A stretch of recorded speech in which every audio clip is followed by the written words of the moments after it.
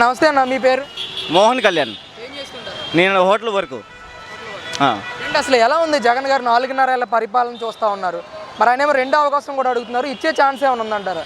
లేదండి, ఈసారి లేదండి. ఒకసారి అన్నారు వాళ్ళ నాన్న ముఖం చూసి మనము వైఎస్ఆర్ అని మన ముఖం చూసి ఓటేసాము.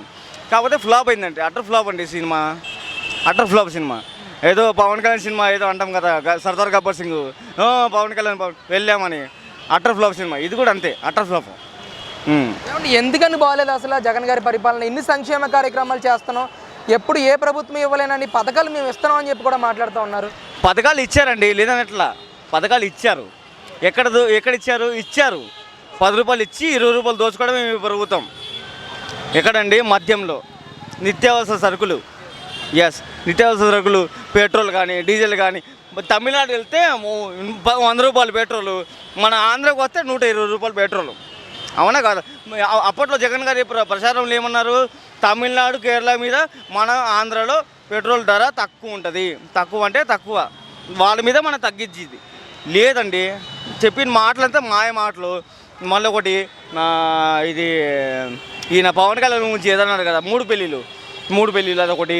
మళ్ళీ పవన్ కళ్యాణ్ ప్యాకేజ్ స్టారు, ఇవి నిరూపించండి. ప్యాకేజ్ స్టార్ అండి నిరూపిస్తే నేను కూడా వస్తానండి. ప్యాకేజ్ స్టార్ అని నిరూపించండి, ప్రతి ఒక్కటి నిరూపించండి. ఉత్త మాటలండి.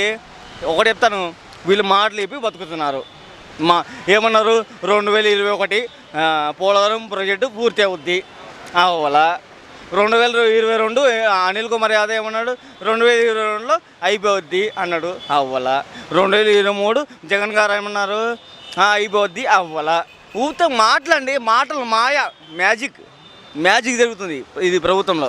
4 ఏళ్ల కాలంలో అసలు రాష్ట్రానికి ఎలాంటి పరిశ్రమలు రాలేదా? వీళ్ళేమి అభివృద్ధి చేయలేదంటారా? అభివృద్ధి అసలు చేయలేదండి.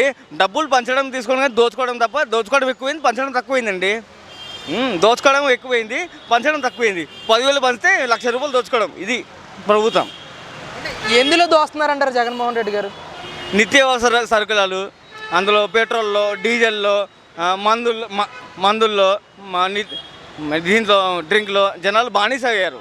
ఎందుకంటే మన ఆంధ్రప్రదేశ్లో ఎక్కువ శాతం మందు తాగేవాళ్ళు ఉంటారు. ఎందుకంటే కూలి పని చేసేవాళ్ళు ఎక్కువ. ఎందుకంటే వాళ్ళకి ఒళ్ళు నొప్పులు కాబట్టి సాయంత్రం కాగానే ఇంటికి రాగానే ఏదో ఒకటి 2, 3 వేసుకుంటారు. ఓకే, అది వేసుకుంటారు. దాన్ని వీక్నెస్ పట్టుకొని నువ్వు తాగుతావా, తాగు మాకు మాని అంటే ఏంది? ఆ సమాధానం ఏంది అసలు? మానే అంటే ఏంది అసలు? నువ్వు చెప్పడం ఏంది, మేము మానేయడం ఏంది? నాకు అర్థం కాదు. మద్యపానం నిషేధం చేస్తానన్నారు జగన్ గారు. అది మద్యపానం నిషేధం అన్నాడు. ఏదయ్యా? అమ్మ రోజమ్మ, నిన్ను కూడా అడుగుతున్నానే. అమ్మ తల్లి, డైమండ్ రాని నా తల్లి, నా బంగారు తల్లి, బాగున్నావా? నువ్వు బాగున్నావా? ఒళ్ళు పెంచుకుంటున్నావా బాగా తిని? ఊరుగమ్మ, నువ్వు డాన్స్ చేయడము ఇది చేయడం కాదు. నువ్వు జనాల గురించి ఆలోచించు. ఏదో నగరిలో ఏదో డబ్బులు పంచి గెలవడం కాదు. డబ్బులు పంచకుండా గెలువు. నువ్వు కానీ మీ అధ్యక్షుడు కానీ ఎవరే కానీ డబ్బులు లేకుండా గెలవండి. ఈ బానిసలు ఎందుకు? ఈ బానిస బతుకు ఇది ఎంత జనాలది. రోజా గారు కూడా తీవ్రమైన విమర్శలు చేస్తున్నారు, పవన్ కళ్యాణ్ చంద్రబాబుని నమ్మొద్దని. ఎలా చూస్తారు అసలు? గతంలో చూస్తే మనము రోజా గారు మన కొణిదెల పవన్ కళ్యాణ్ కానీ వాళ్ళ ఫ్యామిలీ కానీ విభజించారు. అప్పుడు నొప్పి మేము పడ్డాము. ఆ నొప్పి మేము పడ్డాము. ఇప్పుడు మేము అంటాము పడండి, మీరు పడండి. మేము పడాలనా? మీరు కూడా పడతారు మీరు కూడా. ఇప్పుడు మీరు అన్నప్పుడు మేము అంటాము. ఇప్పుడు మీరు పడండి. మీరు రాయేస్తా, నేను రాయేస్తా. మీరు పువ్వులు వేస్తే నేను పువ్వులు వేస్తా. అది టీడీపీ జనసేన పొత్తుపై మీ అభిప్రాయం ఏంటన్నా? అసలు మంచిదే. జనాలు భవిష్యత్తు మంచిది. గతంలో టీడీపీ చూస్తే జనాలు ఉపాధి బాగుంది. అవునా లేదా? ఉపాధి బాగుంది, జనాల్లో డబ్బులు బాగున్నాయి, జనాలు బాగానే బతికారు. తర్వాత 2014 తర్వాత 2019 తర్వాత జనాలు మొత్తం వీక్ అయిపోయింది. జనాల్లో అసలు ఇంట్లో సంసారం చేయడం కష్టమైపోయింది. చాలామంది ఎందుకు తప్పుడు దారి పట్టారు. దొంగతనం కానీ ఆడవాళ్ళు ఎందుకు ఆడవాళ్ళు దాన్ని కూడా అలవాటు పడ్డారు. వగేరా ఉంటుందిగా, దాన్ని కూడా అలవాటు పడ్డారు ఆడవాళ్ళు. ఇది ఉపాధి లేదు, సరైన ఉపాధి లేదు. ఉపాధి ఉంటే జనాలకి బతకచ్చు. మీరు డబ్బులు ఇవ్వద్దండి.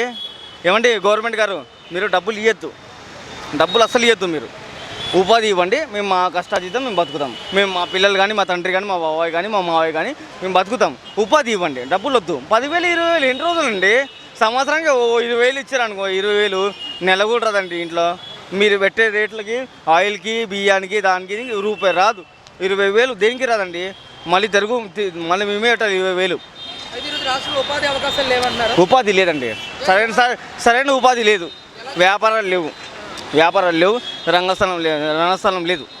వేస్ట్, ప్రభుత్వం వేస్ట్.